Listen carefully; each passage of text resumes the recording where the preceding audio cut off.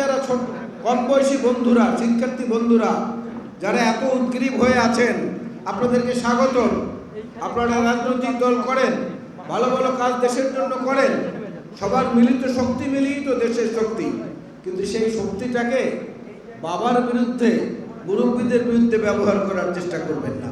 আমাদের যে বিশাল জনসংখ্যা, এই জনসংখ্যাকে ডেমোগ্রাফিক ডিভিডেন্ড হিসেবে পরিণত করতে পারি, তাহলে জাতীয় পর্যায়ে যে সমৃদ্ধি, যে উন্নয়ন আসবে, সেই সমৃদ্ধি উন্নয়নের জন্য আমাদের আর অন্য কারো মুখাপেক্ষী হতে হবে না।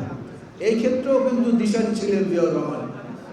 জিয়াউর রহমান হচ্ছেন প্রথম মানুষ, প্রথম ব্যক্তি যিনি বাংলাদেশ থেকে শ্রমশক্তি রপ্তানি করেছিলেন। আজকের এই যে রেমিটেন্সের শক্ত ভিত্তি, এটা কিন্তু শুরু হয়েছিল তার হাত দিয়ে। তিনি প্রথম ৬,০০০ শ্রমিক পাঠিয়েছিলেন প্রবাসে। আজকে সেই পথ অনুসরণ করিয়ে যাচ্ছে।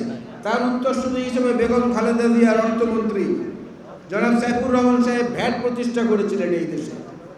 ভ্যাট নিয়ে তখন আওয়ামী লীগ সমালোচনা করত। জাতীয় সংসদে আমাদের সামনে বসে আওয়ামী লীগ সাইফুর রহমান সাহেবকে বলতেন, ওই ভ্যাট যাচ্ছে, ভ্যাট যাচ্ছে, ভ্যাট মন্ত্রী যাচ্ছে।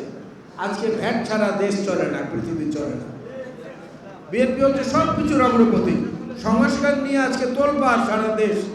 এই সংস্কার 2 বছর আগে তারেক রহমান সাহেবের নেতৃত্বে আমরা জাতির সামনে উত্থাপন করেছি। এই সংস্কারের পায়োনিয়ার তো আমরা। আজকে যারা ছোট কম বয়সী বন্ধুরা, শিক্ষার্থী বন্ধুরা যারা এত উদ্গ্রীব হয়ে আছেন, আপনাদেরকে স্বাগতম। আপনারা রাজনৈতিক দল করেন, ভালো ভালো কাজ দেশের জন্য করেন, সবার মিলিত শক্তি মিলিয়ে তো দেশের শক্তি। কিন্তু সেই শক্তিটাকে বাবার বিরুদ্ধে, মুরব্বীদের বিরুদ্ধে ব্যবহার করার চেষ্টা করবেন না।